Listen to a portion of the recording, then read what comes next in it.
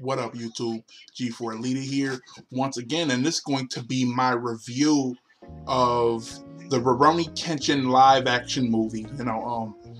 If you've been subscribed to me, I talked about this movie when it dropped in Japan, but a couple months later, finally it's been subtitled, so I could watch it, and all the rest of us anime fans could watch it, since it's been subbed now, So I had the pleasure of watching this movie today, and I must say it was a great movie.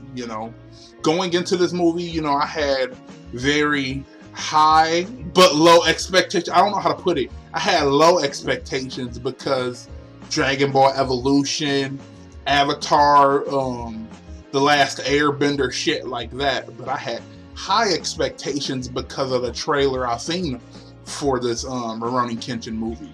Kenshin looked dope. Miss Kaoru looked dope.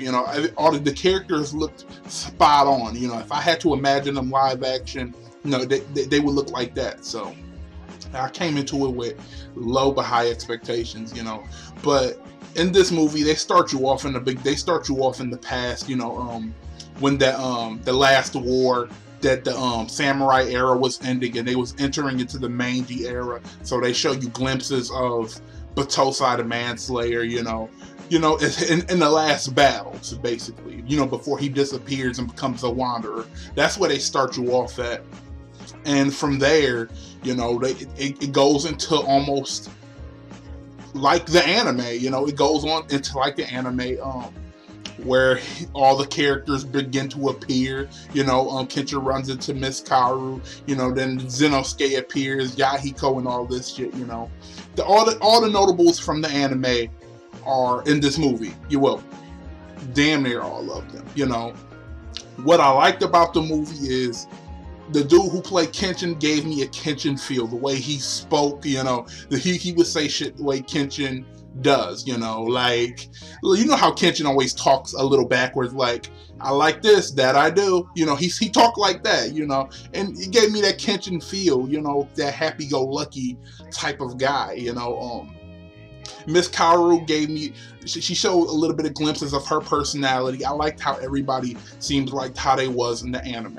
That's what I loved about it. I loved the action. The action sequences in this movie were beautiful, well choreographed, put together amazingly. It had me like, oh shit, had me pumped up watching it. Like I said, Kenshin Himura is a beast. So definitely great action sequences. Character personalities was spot on. It was just really those was like the best things that stood out to me. What I didn't like, because it was things I didn't like.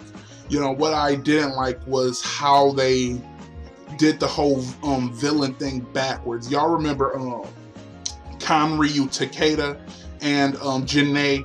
They had them two. They had these arcs merged together, rather than separately. And with these arcs being merged together, that meant no Oniwaban group.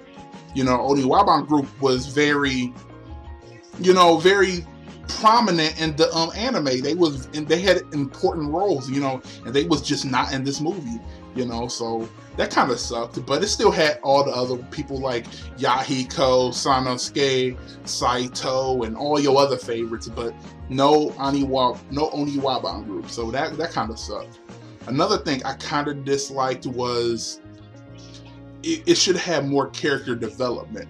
I felt like Kenshin didn't show enough Kenshin. I felt like he showed glimpses, and it gave you the Kenshin feel, but he didn't show enough of it, like that goofy side, that goofy, funny guy, like they didn't show that part. And Zenosuke had zero background story. Yahiko had zero background story.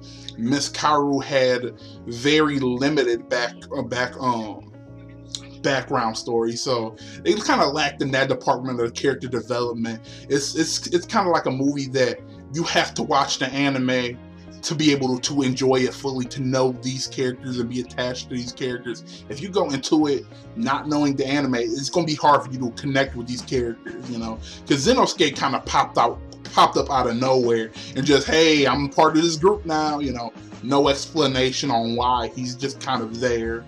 You know, Yahiko, there's no explanation on why he's there. They completely took out his backstory as well, you know. So those are the small little things I didn't like, you know, no backstories to your favorite characters. But I'm just happy they was in the movie all together. But like I said, they start you off with the Kanryu, Takeda, and Miss Megumi, and him having her make opium, if you remember that arc. So they had that arc, and you know, but imagine that arc with the Oniwaban group. And then the last villain of the whole thing was that they kind of give you a hint in the beginning of the movie that the villain going to be Jinei, you know, that he was going to be the last villain. So they kind of merged these two together and kind of, you know, it made it its own adaptation, you know, made it its own movie. It's not going to follow the anime and manga directly, you know, it's its own little thing, you know, so I guess I kind of respect that, you know, but I have to say this, it's still the greatest live action anime movie I have ever seen. You know, despite the little flaws and stuff, I still have to say it's one of the best. Everything, it looks stunning, you know, it looks stunning. They changed up a few things, but they made it their own. It's an adaptation done correctly, you know, so I definitely recommend all anime fans go check this movie out. You would definitely enjoy it, you know. Great action, all your favorite people in the movie, the acting is good, everything is, all that's good stuff. So definitely go check it out. And if you already seen it, hit me down in the comments below. Tell me how you feel about it. I would love to hear you guys' opinions. But in my personal opinion, I give it a solid 8 out of 10. 8 out of 10, that's what I give it. So, like I said, hit me down in the comments below. Tell me how you feel about it. Go like my Facebook fan page if you haven't. G4 Leader here, signing.